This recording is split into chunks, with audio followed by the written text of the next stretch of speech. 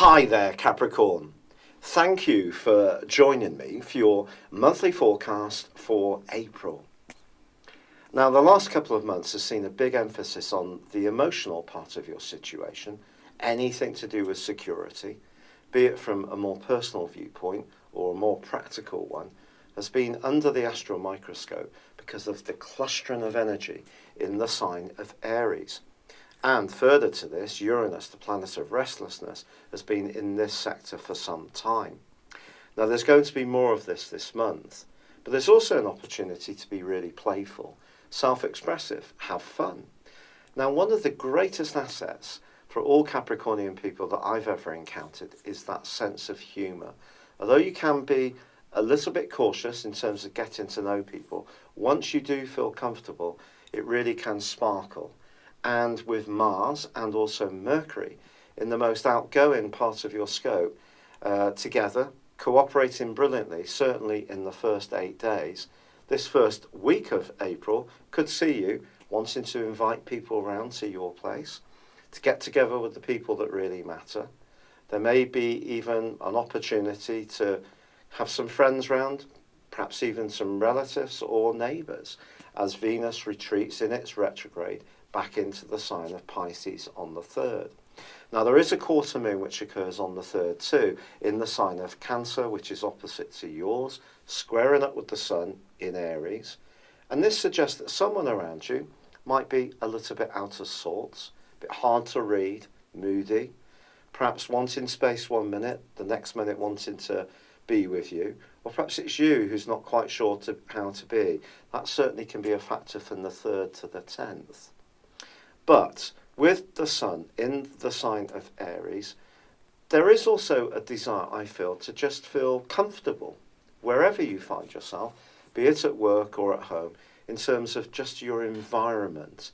So even if you're going out and doing some more enjoyable and playful things, making sure that it is to places that you feel really at ease is going to be part of the secret. Now, this is going to be a month of retrogrades, and I'm sure that other astrologers will be flagging that too. And your ruling planet is going to go into a retrograde on the 6th.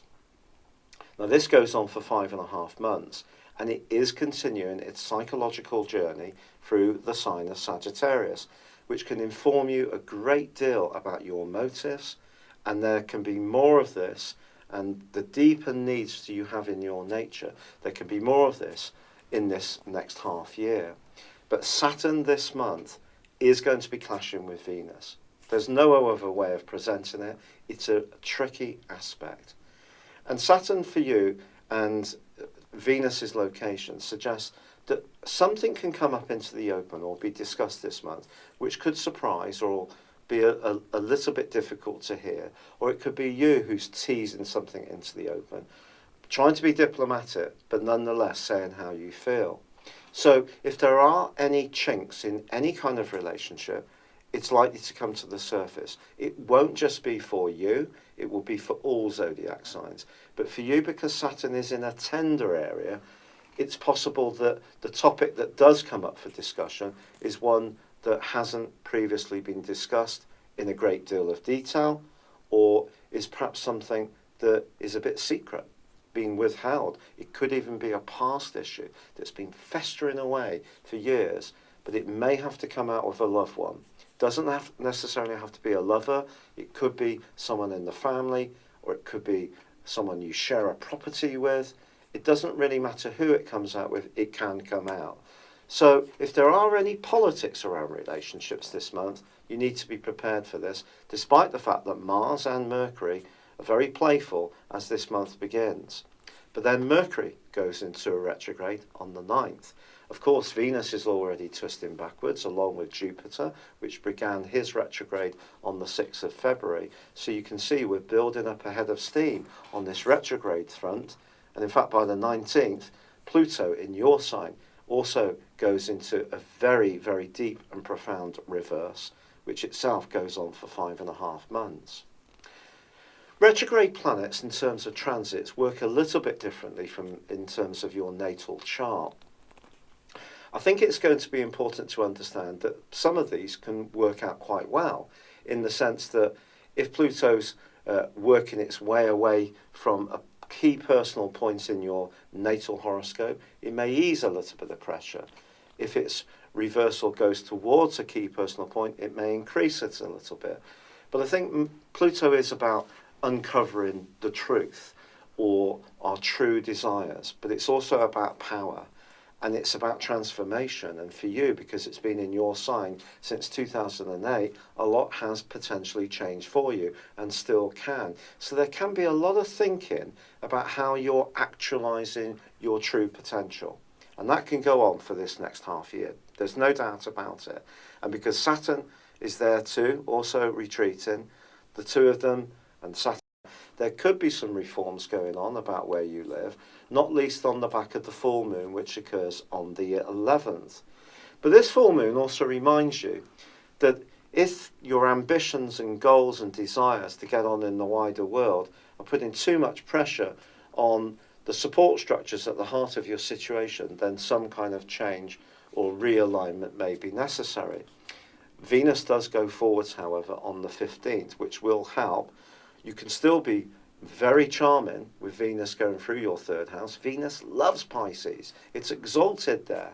But then there's Saturn there, your ruler, being utterly very serious and trying to play down any frivolous conversation, which may not be a bad thing if there's something really serious to discuss. On the 19th, as I say, Pluto goes into retrograde. On the 20th, however, the Sun reaches its prime location in your astrological real estate chart. It moves into your 5th house, where it's going to be for 4 weeks.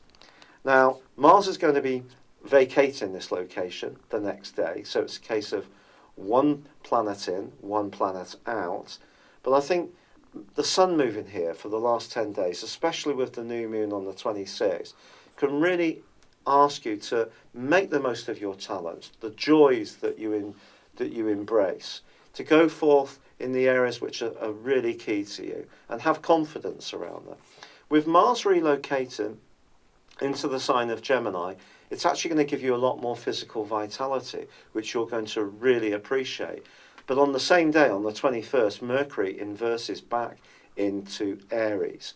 And that's an area which, of course, is tender because it's about emotions. It's also going to be re-engaging with Uranus. So if there are any tensions there, they can start to judder a bit more, which could have an effect on your nervous system. Venus then returns back into Aries on the 29th.